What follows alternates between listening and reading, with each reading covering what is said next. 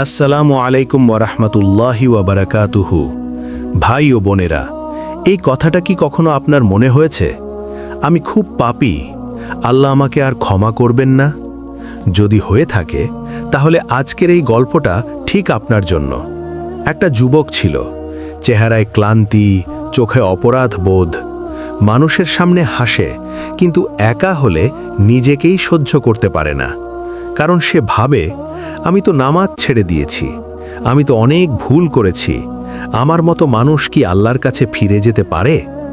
ভাই ও বোনেরা, এই ভাবনাটাই শয়তানের সবচেয়ে বড় অস্ত্র।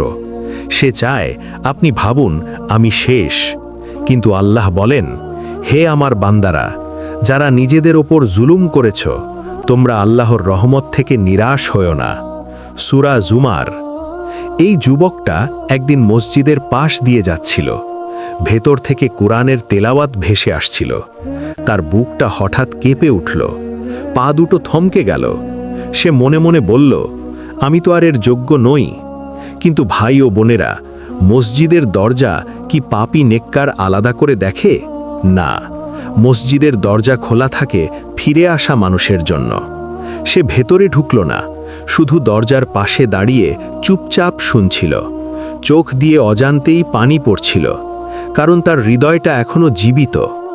ভাই ও বোনেরা, যার চোখে পাপের জন্য পানি আসে, সে কখনো আল্লাহর কাছে বাতিল হয় না।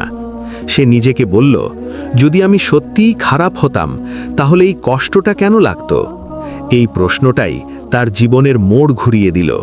কারণ পাপী হওয়া আর পাপে আটকে থাকা দুটো এক জিনিস না। আল্লাহ পাপ ঘৃণা করেন, কিন্তু পাপীকে ভালোবাসেন যদি সে ফিরে আসে। এই যুবক এখনো জানে না তার সামনে কি অপেক্ষা করছে।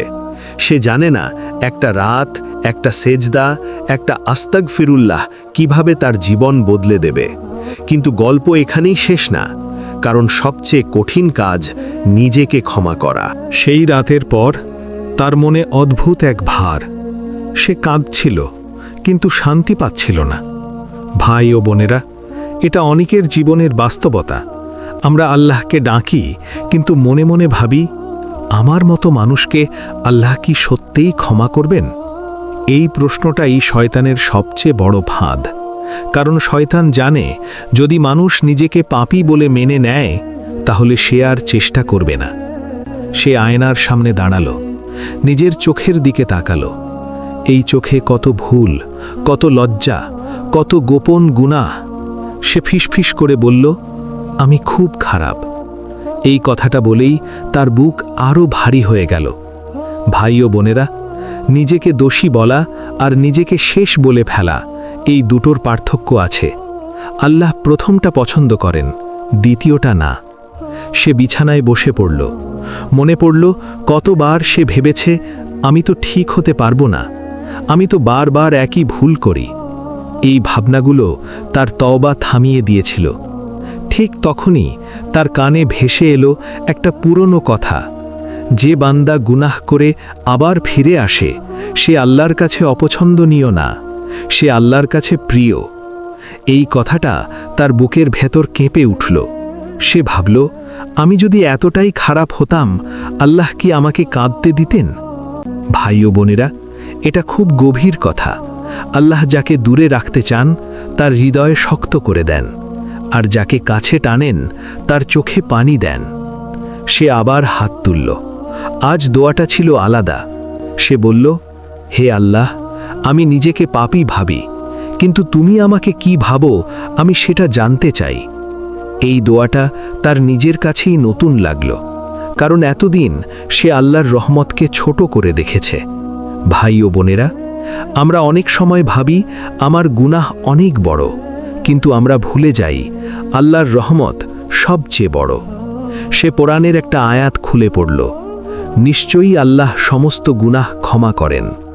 এই সমস্ত শব্দটা তার চোখ ভিজিয়ে দিল।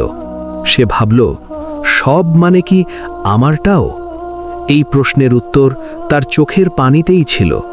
সে নিজেকে বলল, আমি পাপী নই, আমি একজন ভুল করা বান্দা যে এখন ফিরতে চায়। এই চিন্তাটাই তার বুকের ভার হালকা করে দিল। ভাই ও বোনেরা, আল্লাহ আমাদের পরিচয় দেন বান্দা বলে, পাপী বলে না। এই উপলব্ধির পর তার জীবনে আসবে সবচেয়ে কঠিন পরীক্ষা, পুরনো অভ্যাস, পুরনো পরিবেশ, পুরনো নফস। কারণ শয়তান তখনই আক্রমণ করে যখন মানুষ আশা পায়। সে ভেবেছিল তওবা করে একটু হালকা হবে, কিন্তু বাস্তবতা সবসময় সহজ হয় না। ভাই ও বোনেরা, অনেক সময় তওবার পর মানুষ আরও বেশি ভেঙে পড়ে, কারণ তখনই নিজের পাপগুলো পরিষ্কার দেখা যায়।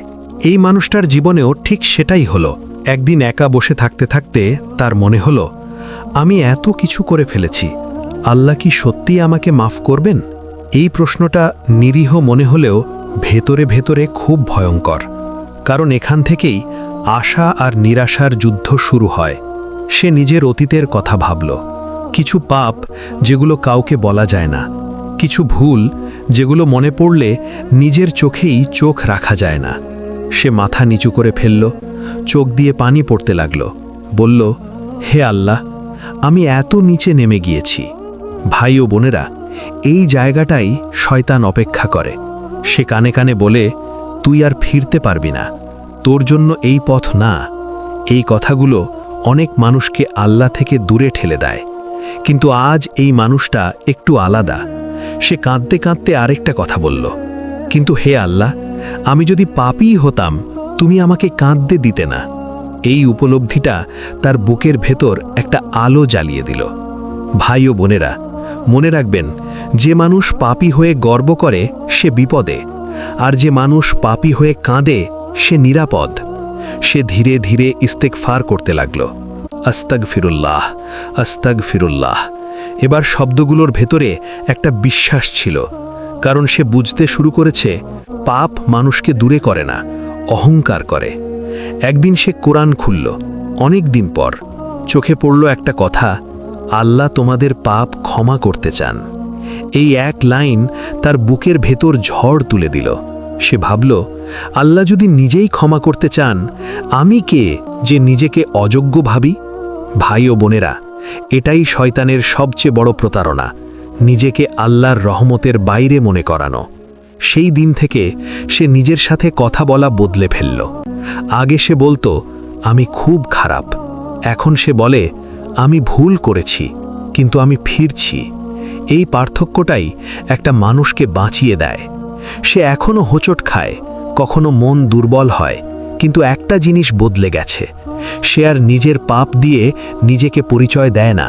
সে নিজেকে পরিচয় দেয় একজন ফিরে আসা বান্দা হিসেবে। ভাই ও বোনেরা, আল্লাহর কাছে সবচেয়ে প্রিয় পরিচয় এটাই। এক রাতে সে আবার সেজদায় পড়ল। আজ এই সেজদায় কান্না কম। অনেক দিন পর সে গভীর নিঃশ্বাস নিল। এই নিঃশ্বাসে ভয় কম, আশা বেশি। সে এখনো নিখুঁত না, এখনো তার অতীত আছে, কিন্তু আজ সে আর নিজেকে শেষ হয়ে যাওয়া মানুষ মনে করে না। ভাই ও বোনেরা, সবচেয়ে বড় গুনাহটা কি জানেন? নিজেকে আল্লাহর রহমতের বাইরে মনে করা। এই মানুষটাও একদিন ঠিক সেটাই করেছিল। সে ভাবত, আমার এত গুনাহ, আল্লাহ আমাকে কেন ক্ষমা করবেন? কিন্তু আজ সে বুঝেছে, এই চিন্তাটা আল্লাহর পক্ষ থেকে না, এটা শয়তানের পক্ষ থেকে। কারণ আল্লাহ কখনো বলেন না যে তুমি খুব নোংরা, আল্লাহ বলেন ফিরে এসো। আজ সে নিজের জীবনের দিকে তাকায়। ভুল ছিল, পাপ ছিল, অবহেলা ছিল, কিন্তু একটাও ভুল নেই যেটা আল্লাহ ক্ষমা করতে অক্ষম। ভাই ও বোনেরা, আল্লাহর কাছে সবচেয়ে প্রিয় মানুষ কে? সে না যে কখনো ভুল করেনি, বরং সে যে ভুল করে ফিরে এসেছে। এক রাতে সে কোরআন খুলেছিল, হঠাৎ চোখ পড়ে গেল একটা আয়াতে, নিশ্চয়ই আল্লাহ সমস্ত গুনাহ ক্ষমা করেন। এই সমস্ত শব্দটা তার বুকের ভেতর কেঁপে উঠল। সে কেঁদে ফেলল, কারণ সে বুঝে গেছে আল্লাহ তার নামটা এই সমস্তের বাইরে রাখেননি। ভাই ও বোনেরা, আপনি যে গুনাহটার কথা ভেবে নিজেকে ঘৃণা করেন, সেটাও এই সমস্ত এর ভেতর। সে এখন জানে তওবা মানে অতীত মুছে ফেলা না, তওবা মানে ভবিষ্যৎ ঠিক করে নেওয়া। সে নিজেকে আর বলে না আমি পাপী, সে বলে আমি ভুল করা একজন বান্দা যার রব ক্ষমাশীল। এই পার্থক্যটাই একটা জীবন বদলে দেয়। ভাই ও বোনেরা, আজ আপনি এই গল্প শুনছেন। হয়তো আপনার চোখেও পানি আছে, হয়তো আপনার বুকেও ভার, হয়তো আপনি ভাবছেন আমার আর কিছুই করার নেই। আমি আপনাকে আল্লাহর কসম দিয়ে বলছি, আপনি পাপী নন। আপনি ফিরে আসতে দেরি করেছেন, কিন্তু দেরি হয়ে যায়নি। আজ যদি আপনি বলেন আস্তাগফিরুল্লাহ, আজ যদি আপনি বলেন হে আল্লাহ আমি ফিরে এসেছি, তাহলে আসমানের দরজা খুলে যায়। কারণ আল্লাহ ক্লান্ত হন না, বান্দাই হাল ছেড়ে দেয়। আপনি হাল ছাড়বেন না, কারণ যে মানুষ আল্লাহর দিকে এক কদম বাড়ায়, আল্লাহ তার দিকে দৌড়ে আসেন। যদি এই গল্পটি আপনার হৃদয়ে লাগে, যদি এক মুহূর্তের জন্যেও আপনি আল্লাহর দিকে ফিরে তাকান, তাহলে অনুগ্রহ করে ভিডিওটি লাইক করুন, এই বার্তাটি অন্যদের কাছে পৌঁছে দিতে শেয়ার করুন। এমন আরও হৃদয় ছোঁয়া ইসলামিক মোটিভেশন গল্প পেতে চ্যানেলটি সাবস্ক্রাইব করুন। হয়তো আপনার একটি শেয়ারই